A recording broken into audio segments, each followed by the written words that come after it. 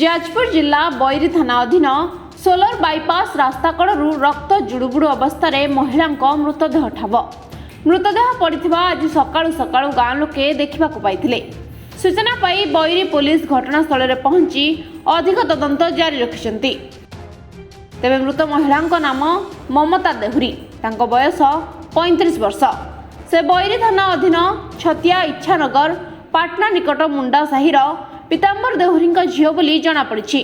मृत महिला एक 5 वर्षर झील अच्छी।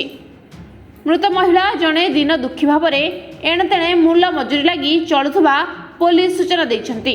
साइंटिफिक टीम पहुंची घटनार छानबीन करने शव व्यवच्छेद निमंते बड़चणा गोष्ठी स्वास्थ्य केन्द्र को पठाइथिबा बेले बैरी थाना अधिकारी शरद चंद्र नायक एने सूचना देइछंती।